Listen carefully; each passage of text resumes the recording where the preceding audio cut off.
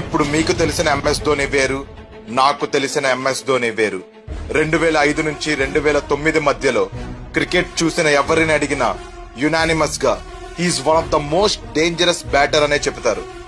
ఈ పీరియడ్ లో అతను కొట్టినన్ని రన్స్, అతను కొట్టినన్ని సిక్స్లు వేరే ఏ బ్యాటర్ కొట్టలేదు. ఆ రోజుల్లో అతని ఎంట్రీ ఒక సెన్సేషన్. అప్పుడు దాకా ఇండియన్ కీపర్స్ అంటే ఓన్లీ కీపింగ్ వరకే అని చూసే రోజుల్లో ధోని వచ్చి ఒక ట్రెండ్ సృష్టించాడు. 2005లో అతను శ్రీలంక మీద కొట్టిన 183 రన్ల రికార్డ్ ఇప్పటికీ అలానే ఉంది. He was a ruthless batter. అతను క్రీజ్ లోకి ఎంటర్ అయితే సిక్స్లు, ఫోర్లు తప్ప ఇంకేం కనబడేవి కాదు. బౌలర్ ఎవరైనా, పిచ్ ఎలాంటిదైనా చుక్కలు చూపించేవాడు. అతను ఆడిన మొదటి 38 ఇన్నింగ్స్ కే ఓడిఐస్ లో నంబర్ 1 ర్యాంకింగ్ కొట్టాడు. ధోని 2006లో కొట్టిన ఈ రికార్డ్ ఇప్పటికీ ఎవరూ బ్రేక్ చేయలేకపోయారంటే అర్థం చేసుకోవచ్చు అతను ఏ రేంజ్ లో ఆడేవాడు అని. టాప్ ఆర్డర్ లో 50కి పైగా యావరేజ్ ఉన్నా కూడా కెరియర్ లో ఎక్కువ శాతం టీం కోసం 6-7 పొజిషన్ లోనే ఆడేవాడు. అది ధోని అంటే.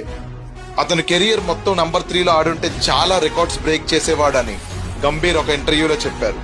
మీలో ఎంతమంది ధోని రూత్లెస్ బ్యాటింగ్ ని చూశారు? కామెంట్ చేసి చెప్పండి.